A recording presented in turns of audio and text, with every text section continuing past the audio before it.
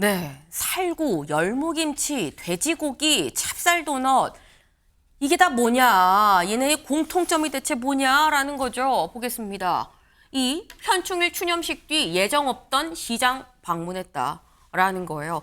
이재명 대통령 어제 현충일이었죠. 현충일 추념식에 참석을 하고 그리고 난 다음에 이 현충원 인근에 있는 전통시장을 갔다고 합니다. 직접 영상으로 확인해 보시죠.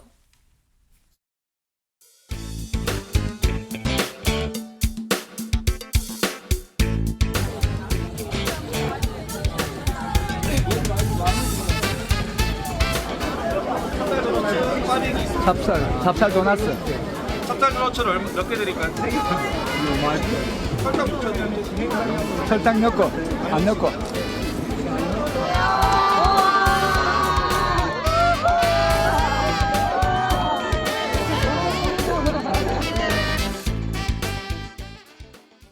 네, 이재명 대통령 인근에 있는 전통시장을 방문한 모습이었습니다. 이 키워드의 공통점이 대체 뭔데 저걸 다 저렇게 다 나열했어 싶었는데 보니까 이게 다 이재명 대통령이 어제 직접 가서 산 것들이라고 해요. 살구, 돼지고기, 열무김치, 도너츠 뭐 이렇게 샀는데 지금 보니까 도너츠를 설탕 안 묻혀주세요라고 이재명 대통령도 그렇고 김혜경 여사도 그러고 손 묻히지 마세요라고 얘기를 하는 모습이 좀 보입니다. 일단 차재원 교수님, 네. 도넛에 설탕 묻히십니까? 저는 안 묻힙니다. 네. 도넛에 설탕은 안 묻히는데 이재명 대통령, 네. 지금 보면 예정 없이 갑자기 갔거든요. 네. 이 약간 노무현 전 대통령의 약간 이런 모습이 살짝 생각이 나기도 하고요. 어떻게 보셨습니까? 일단 뭐 이재명 대표가 내세우는 키워드 중에 하나가 실용화네요. 그러니까 본인이 지금 관제에 가보니까 아무런 물품도 없고 뭐 밥에 먹을 거리도 없더라. 그런데 어제 공식 국가기념일인 현충일, 그러니까 이 추모식을 마치고 난 뒤에 바로 인근시장으로 가자. 여기에 보면 정말 실용적인 모습이 보인다는 것이고 또 하나는 민생의 현장을 챙기겠다는 그런 의지가 강하게 담겨 있는 것이죠. 그런데 문제는 실용이고 민생이고 다 좋은데 물품 사려고 하면 대형마트도 있고 백화점도 있는데 굳이 재래시장을 갔다? 네. 그거는 좀 더 민생을 챙기더라도 좀 더 힘들고 어려운 낮은 곳으로 가겠다는 이재명 대통령의 국정 철학 이런 걸 보여주겠다는 생각이 당연히 있는 것이고요. 또 하나는 어제 저 물건을 사면서 지급했던 돈이 네. 지역화폐라는 거예요. 그러니까 지역화폐는 사실 이재명 대통령의 뭐랄까요, 경제의 가장 기본적인 하나의 수단이잖아요. 이제 트레이드마크처럼 좀 돼버렸어요. 그렇죠. 그렇기 때문에 이번 추경도 앞서 말씀하셨지만 추경을 편성할 경우에 지역화폐를 넣을 가능성이 상당히 큰데 이 지금 지역화폐를 통해서 지역의 소위 말하는 성수 효과가 그만큼 커진다. 이런 부분을 또 강조하기 위한 하나의 메시지가 아닐까라는 생각이 듭니다. 네. 다방면에 포석이 좀 깔려있는 그런 전통시장 방문이었다라는 말씀이에요. 근데 말씀처럼 전통시장에 간 이후로 아니 뭐 지금 이 가니까 안가에 베개도 없더라. 그래서 이 뭐 좀 살려고 간 거 아니겠느냐라는 말씀하셨는데 다음 기사 좀 볼까요?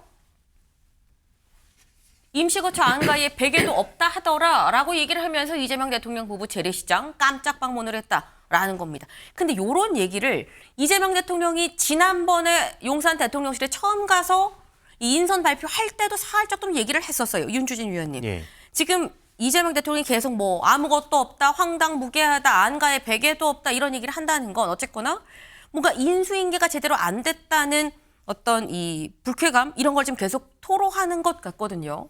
그러니까 이제 윤석열 정부에서 넘어오는 과정에서 조금 뭔가 협조가 본인이 기대했던 만큼 되지 않았다라고 하는 그 섭섭함을 토로한 것이라고 보는데요.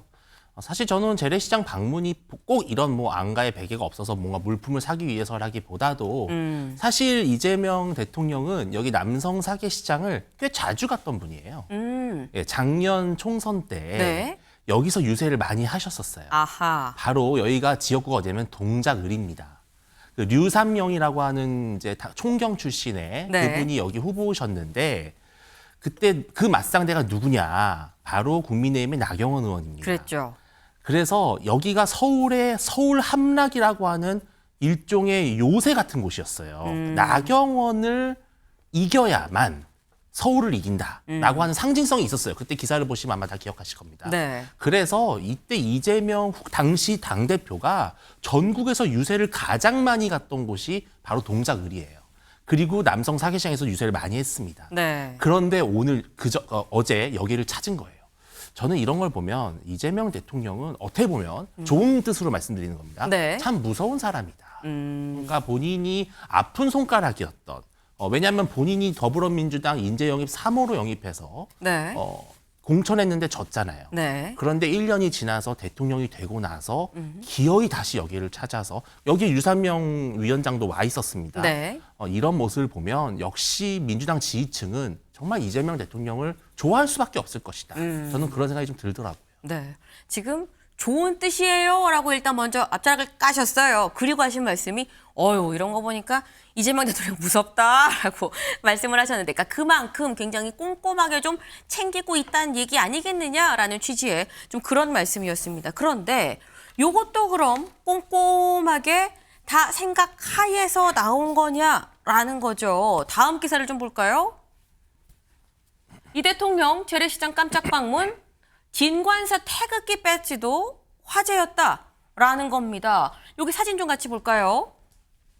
이재명 대통령 밝게 웃고 있죠. 그리고 여기에 뭐가 이렇게 달려 있습니다. 달려 있는데 요게 대체 뭐냐라는 거예요. 이거 좀 확대해서 보면 같이 볼까요?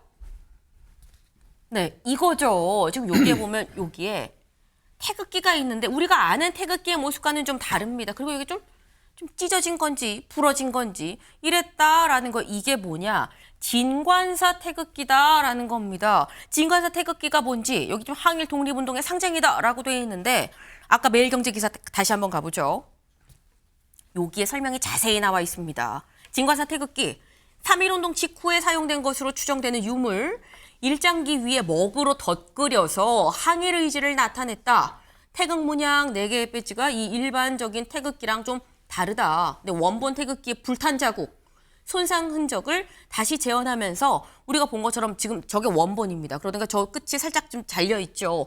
그걸 그대로 좀 살려서 재현을 했다라는 겁니다. 이게 진관사 칠성각을 해체하고 복원하는 과정에서 나오다 보니까 그러다 보니까 진관사 일명 진관사 태극기다라고 얘기를 하는 거예요. 이게 차재원 교수님. 네. 아까 윤주진 위원님은 이재명 대통령 무서운 사람이에요. 좋은 뜻입니다라고 얘기를 했어요. 이 진관사 태극기도 알고 현충일날 고려를 해서 했다는 거냐라는 거죠. 근데 이 지금 진관사 태극기 배지를 그러니까 네. 지금 대통령실이나 이재명 대통령이 준비한 것이 아니라 네. 원래 지난번 취임식 때 국회를 가니까 국회의장인 우원식 의장이 이 배지를 달아주면서 이건 어떻게 보면 우리 민족의 정체성을 아마 상징하는 것이다. 네. 그래서 달았으면 좋겠다고 해보니까 이래 의미가 있네요. 그러면서 달기 시작한 건데 사실은 네. 그 이전부터 계속 태극기 배지를 달았잖아요. 그런데 아마 이재명 대통령 입장에서는 그런 걸 생각을 할 거예요. 진관사 태극기가 앞서 우리 항일 의지 이런 표현을 쓰셨는데 네. 물론 그러니까 일제 강점기 시대 때 그리고 3.1운동 직후에 만들어졌기 때문에 항일의 그런 차원도 분명히 있지만 그렇다고 해서 가면 이재명 정부가 그러면 반일 정책으로 돌아서느냐 그건 아니고 이 사실 일제 강점기라는 국난 극복 국난 상황에서 이걸 극복하기 위한 그 당시 선열들의 의지가 담겨 있다. 네. 그렇다고 한다면 지금 우리가 당면하고 있는 상황도 결코 녹록하지 않은 여러 가지 어려운 문제들이 있기 때문에 이걸 내가 한번 이겨보겠다는 그런 의미로 받아들여야 되지 않을까. 저는 그렇게 생각을 해봤습니다. 국난 극복이라는 메시지가 그대로 좀 담겨 있다. 그러니까 지금 그만큼 뭐 지금 시장에도 갔지만 경제도 어렵고 하고 하니까 이런 부분들을 좀 극복하는 차원에서 진관사 태극기를 딱 생각해서 달았던 게 아니겠느냐라고 말씀을 하셨어요. 지금 저희가 계속 지금 말씀을 들어보니까 진관사 태극기도 결국은 민생, 경제랑 좀 연관이 돼 있는 부분인 거고 그리고 더불어서 전통시장 간 것도 정말 물품을 사러 갔다기보다는 민생 경제를 좀 지금 현재 어떤지 경청을 좀 하려고 간 거 아니겠느냐라는 말씀을 공통적으로 좀 지금 좀 주셨는데 실제로 경제 말만 하는 게 아니라 정말 좀 많이 신경을 쓰는 것 같다라는 얘기가 나옵니다. 왜? 다음 기사 볼까요? 이재명 경제팀부터 인선을 했다라는 겁니다. 재정 직접 챙기겠다는 의지 아니겠느냐라는 거예요. 어제 직접 이른바 대통령실 경제참모진을 발표를 했습니다. 다른 데 말고 경제참모진만 콕 집어서 또 발표를 했는데 그 얘기 들어보고 오시죠. 먼저 김용범 정책실장입니다. 코로나19 당시 위기 대응을 담당한 경험을 가진 인사로 이재명 대통령의 공약 실현과 민생 위기 극복을 위한 정책 집행의 적임자입니다. 경제성장수석은 하준경 한양대 교수입니다. 거시경제와 산업정책의 해박한 학자이며 이 대통령의 공약 수립 과정에도 참여해 대통령의 경제, 성장 철학에 대한 이해도가 높습니다. 재정기획보좌관은 유덕현 중앙대 교수입니다. 손꼽히는 재정 전문가로서 민생 회복과 경제 활력을 위한 재정 전략 수립 및 국정과제 실현을 위한 재정 운영 방안을 마련하는 그런 역할을 맡게 될 것입니다. 마지막은 사회수석입니다. 문진영 서강대 교수입니다. 복지제도에 대한 이해가 깊으며 아동수당 도입 등 실효성 있는 정책을 제시해온 분으로 대통령의 복지국가 비전을 구체화할 것입니다. 네, 지금 직접 들어보셨죠? 이거 그대로 지금 나와 있습니다. 지금 강원색 비서실장이 어제 발표를 했죠. 누굴 얘기했냐? 김용범 정책실장, 그리고 하준경 경제성장수석, 그리고 그 옆에 류덕현 재정기획보좌관 없던 게 신설이 된 겁니다. 그리고 덧붙여서 하나 더 사회수석도 발표를 했어요. 이게 문진영 사회수석. 사실 이 복지 부분에 있어서 좀 더 방점을 찍는 이 그동안 연구를 해왔었고 공부를 해왔었다라고 하죠. 문진영 교수 지금 사회수석으로 임명이 됐다라는 건데 사실 이걸 보면 윤주진 위원님, 우리가 통상 생각을 할 때 기재부 장관, 산업부 장관 이런 부분들을 좀 굵직굵직하게 격을 생각할 수도 있는데 그게 아니라 정책실장뿐만 아니라 경제성장수석 그리고 보좌관까지 신설해서 같이 발표를 했거든요. 이건 어떻게 해석을 해야 되는 겁니까? 그러니까 지금 이재명 대통령이 내걸었던 기치가 성장과 회복이지 않습니까? 네. 그러니까 경제가 너무 어렵고 지금 마이너스 성장의 가능성까지 우려가 되고 있는 상황에서 경제를 챙기는 대통령이라고 하는 이미지를 분명히 각인시키는 것이 상당히 중요한 모멘텀이죠. 특히 올해 안에 어떤 경제가 반등하는 신호를 주지 못한다면 국민들이 느끼는 박탈감이 상당히 클 것이기 때문에 그런 부분 되게 중요하고요. 저는 이런 경제팀 인선을 보면서 참 어떤 것을 느끼냐면 네.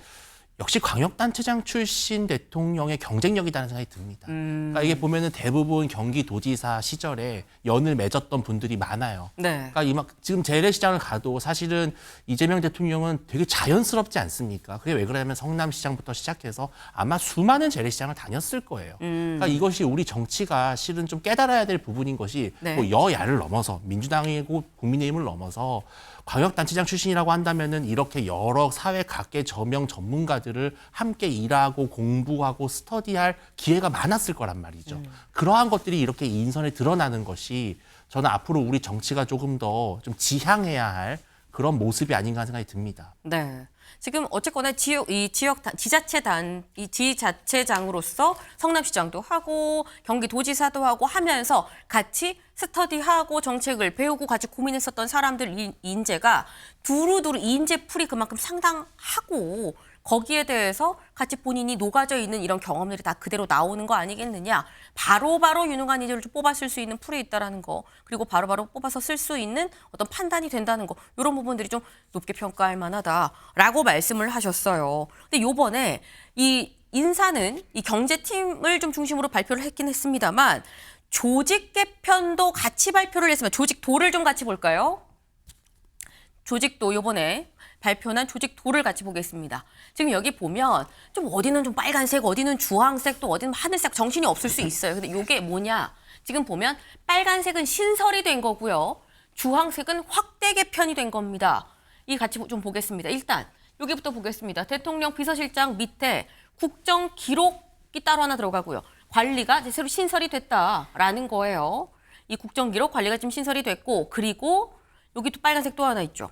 정책실장 아래에 요 재정기획보좌관, 아까 저희 발표를 했죠. 재정기획보좌관이 새롭게 신설이 됐다라는 겁니다. 그만큼 재정기획 부분에 있어서 좀 더 이 힘을 싣겠다라는 얘기가 될 수 있고 요 밑에를 좀 같이 보면 경청통합, 요거는 지금 이 주황색이죠. 확대 개편입니다. 원래 시민사회 수석 자리였었는데 여기 지금 경청통합으로 바뀌었어요. 뭐 이름도 바뀌고 이 확대 개편이기 때문에 이 기능도 좀 더 확대가 됐다. 그리고 또 하나 AI 미래기획. AI 미래기획은 없었는데 생겼습니다. AI 미래기획이 생기고 대신 그 이전에 있었던 뭐 과학기술 그리고 뭐 기후 관련한 이런 부분이 좀 빠졌다라는 거. 이 다 여기서 통합을 하는 걸로 같이 들어갔다라는 거. 그리고 민정의 사법제도 비서관이 새롭게 생기고요. 경제성장에서 해양수산이 새롭게 생기고 사회에서 성평등 가족 부분이 새롭게 생겼다라는 거죠. 그리고 또 하나 여기 좀 보겠습니다.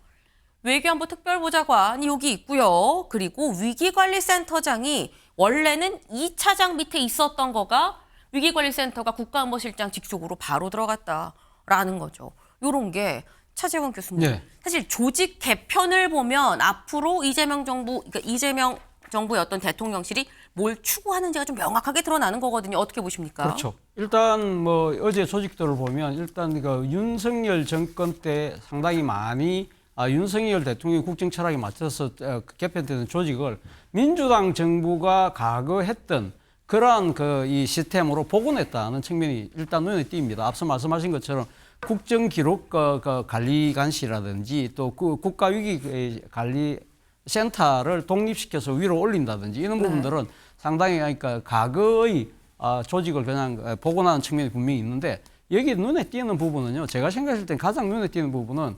경제성장수석이라는 거예요. 그동안은 이때가 역대 경제수석이었지 성장을 단 정부가 단 한 번도 없었거든요. 네. 그렇기 때문에 이 경제성장이라는 부분이 이번 맡은 하준경 경제수석이 슈페트식 성장, 기업의 혁신을 통한 성장을 이야기하고 있는 것이기 때문에 네. 과거 문재인 정부가 했던 소득중도 성장하고는 다른 궤를 이야기하고 있다. 그런 측면에서 보면 상당히 주목할 대목이고요. 그리고 또 하나는 AI 미래 기획수석이라는 거예요. 결국 대한민국 향후 먹거리가 결국 AI에 대한 개발과 투자 이것이 제대로 그러니까 현실화됐을 때에만 우리가 나라의 먹거리를 확보할 수 있다는 그런 이재명 대통령의 철학이 이제 담겨 있는 것이고요. 네. 또 하나 주목되는 것이 사법제도 비서관실을 만들었다는 거예요. 사법제도 비서관실은 그만큼 이재명 정부가 사법개혁에 대한 상당한 네. 지금 우선순위를 두겠다는 것인데 여기서는 또 하나 주목할 대목이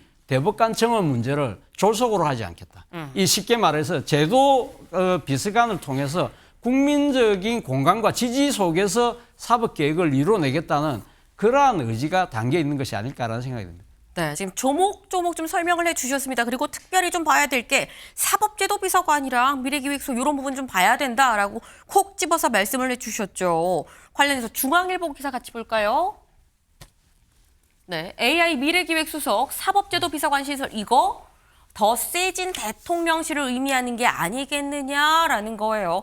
지금 요런 이 새로운 수석과 새로운 비서관이 생겼다라는 거 요거 윤주진 위원님. 예. 중앙일보는 이거 대통령실의 힘이 더 커졌다라고 해석을 했습니다. 동의하십니까? 그렇게 볼 수 있을 것 같습니다. 왜냐하면 이재명 대통령의 주요 국정 기조에 맞춰서 여러 가지 좀 자리들을 신설한 점들은 또 국정상황실을 컨트롤 타워 성격으로 해서 확대 개편한다고 한 점 이러한 것들을 보면은 그립을 강하게 잡고 가겠다라는 것으로 보이고요.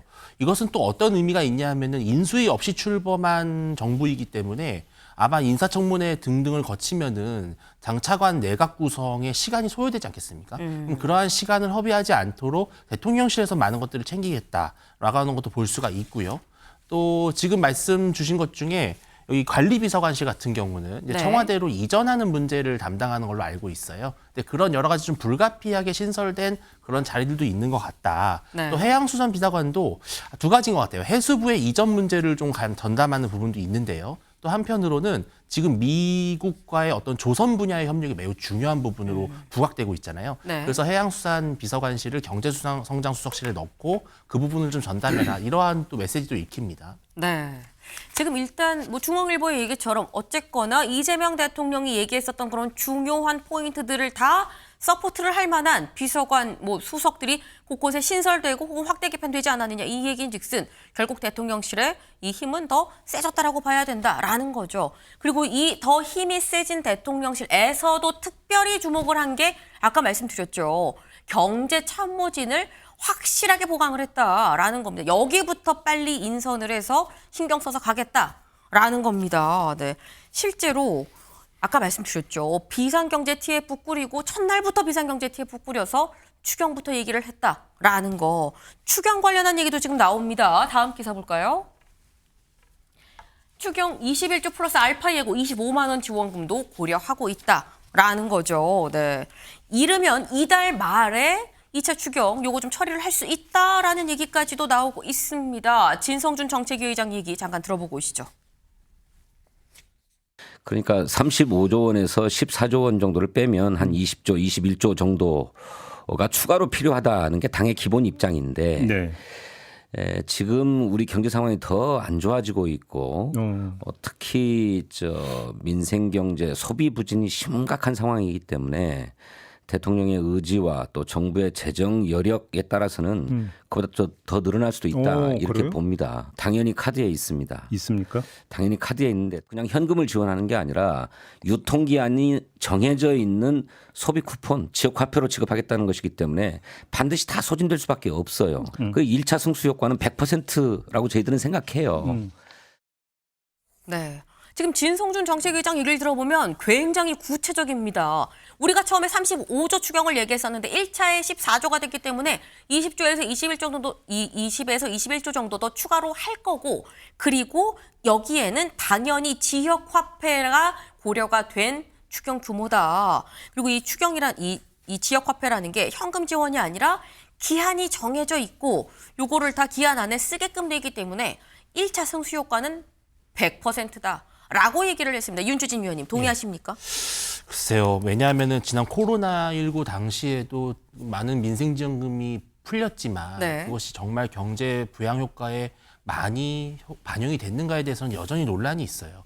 그러니까 국가적 비상사태에서 정부가 재정을 지출함으로써 소비를 진작하는 것은 어떻게 보면 불가피한 측면인데 지금 사실 경제가 어려운 이유가 뭔가요? 이것은 어떻게 보면 소비 심리의 부족보다도 더 근본적으로 사실 기업의 경쟁력이 상당히 저하되어 있고 산업의 활기가 예전만치 못하다라는 것이 사실 근본적인 거잖아요. 근데 지금 이재명 정부 들어서면서 바로 지금 진행하려고 하는 이 지원금은 사실 국민들에게 현금을 그냥 나눠주는 수준에 불과하다면 이것은 사실은 잘하면 밑 빠진 독에 물 붓기가 될 수가 있어요. 그냥 다 쓰고 끝나버리는. 네. 차라리 이 지원금을 정말 어려운 분들에게는 좀 더 집중적으로 주되 나머지는 기업들이 발전하고 번영할 수 있는 인프라를 개선한다든지 아니면 무역을 촉진하는 데 쓴다든지 이런 쪽에 좀 더 집중하면 좋겠습니다만 이런 지역 화폐와 같은 것들은 조금 선심성이 아닌가라는 그런 우려가 있습니다. 네. 지금 말씀은 자칫 밑빠진 독에 물 붓기처럼 될 우려도 있다. 왜냐하면 코로나 때 지원금 다 줬지만 그게 예상했었던 만큼의 이 효과가 있었다라고 평가가 나왔느냐라고 그걸 또 예시로 좀 드셨어요. 근데 일단 진성준 정책위 의장은 아니다. 이게 기한이 있고 그리고 이 어떻게 쓸지 우리가 딱 명확하게 이 규모를 확실하게 좀 잡아놓으면 그 안에서 다 쓸 수밖에 없기 때문에 돈이 돌다 보면은 승수 효과가 100% 있다라고 지금 얘기를 하죠. 물론 일단 확실하게 이재명 정부에서 전부터 하겠다고 얘기를 했고 그리고 지금 계획을 세우는 걸 봐도 할 것으로 지금 예측이 되는 상황인데 근데 이런 얘기가 나와요. 다음 기사 볼까요? 일단 하는 건 하는 건데 그럼 추경 재원 방안은 어떻게 되느냐 왜 언급이 없느냐라는 조선일보의 기사입니다. 20조 국채 발행이 좀 불가피하다라는 거예요. 차재원 교수님. 네. 왜 재원 얘기는 없느냐 어떻게 하겠다는 거냐라는 거거든요. 바로 그 때문에 어제 진성준 정책위 의장도 그러니까 라디오 인터뷰에서 계속적으로 이야기했던 것이 정부의 재정 여력을 확인해 보겠다는 이야기를 계속적으로 반복하고 있거든요. 그렇기 때문에 사실 이재명 정부가 사실 전 국민 지원금이라는 표현을 쓰긴 합니다만 네. 진성준 위원장의 말은 그것이 과연 전 국민에게 다 줄 수 있을 정도의 재정 여력이 안 되면 안 줄 수도 있다. 그 어려운 계층에게만 줄 수 있다는 의미로 담아서 어제 그 이야기를 한 거예요. 그렇기 네. 때문에 아마 그렇게 이 나름대로 선별적 지원이라면 그까지도 할 수 있다는 그 생각을 하는 그 이유가 바로 추경 재원 방안에 대한 이것이 정부의 대책이 있느냐. 일단 이 국고를 책임졌던 전임 정부의 관료들을 통해서 실상을 파악하고 난 뒤에 네. 거기에 대해서 재원 방안을 어떻게 확보할 것이고 거기에 맞춰서 아마 제 생각에 추경의 규모도 구체적으로 정해지지 않을까라는 생각이 듭니다. 네. 지금 말씀처럼 일단 이 재정적으로 여력이 되는지 안 되는지에 따라서 보편으로 갈지 선별로 갈지 그 부분은 좀 유동적이다. 좀 더 들여다보고 구체적인 계획을 잡지 않겠느냐라고 말씀하셨어요. 봐야 될 것 같습니다. 다음 키워드 넘어갈까요?